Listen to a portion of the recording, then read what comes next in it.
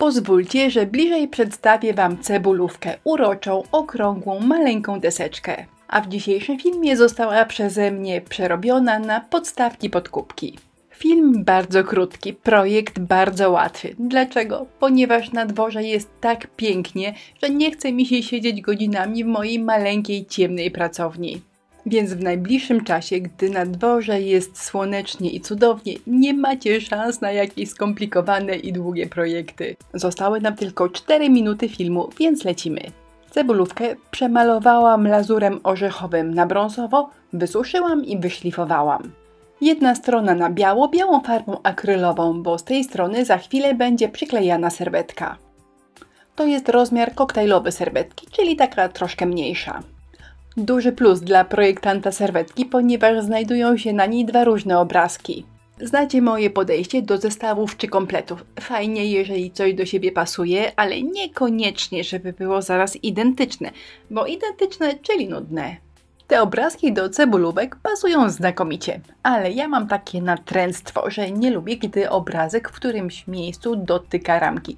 Więc wyrwałam listek i zaraz to miejsce uzupełnię. Chociaż jestem przekonana, że nikt tego nie zauważy i nikomu to oprócz mnie nie będzie przeszkadzało. No ale dobra, uzupełniam, bo będę się z tym czuła dużo lepiej. Często pytacie mnie, jak to zrobić, żeby przykleić bez zmarszczek, żeby serwetka idealnie nam na powierzchni siadła. Prawda jest taka, że gdy przyklejamy pędzlem, to zmarszczki zawsze są. Potem ich nie widać, ale one zawsze są. Jeżeli ma być idealnie, jeżeli ma być blaszka, to trzeba przykleić za pomocą karty kredytowej i podlinkuję Wam jakiś film, w którym to robię. Tutaj nieszczególnie mi zależało, bo i tak uważam, że nie będzie tego widać. Uwaga, chwila skupienia. Pochwalę się, jak bardzo pomarszczone są moje serwetki. No idealnie to na pewno nie jest. I jeszcze tutaj taka krecha z nałożonych serwetek, ale tutaj to akurat potem będzie kokardka i na pewno nie będzie tego widać.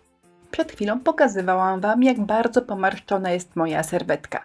No i teraz muszę na nią nałożyć kilka warstw lakieru matowego i naprawdę tego prawie nie będzie widać, dlatego się z tym zupełnie nie przejmuję. A dodatkowo, jako element odwracający uwagę od zmarszczek, robię szablon oraz efekt deski. No i przy szablonie doszłam do wniosku, że odbitka na ciemny brąz jest za mocna, więc na brzegach jest troszkę ciemniej, a w środku przy owocach ta odbitka szablonu jest taka bardzo delikatna. Jak to w zestawie? Jeżeli na jednej cebulówce jest szablon, to na drugiej efekt desek. Będziecie sobie mogły wybrać, co Wam się bardziej podoba, co jest ładniejsze.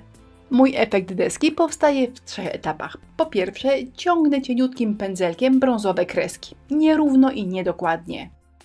Następnie biorę trochę białej farby i przeciągam jeszcze raz po brązowych kreskach, tym razem na biało.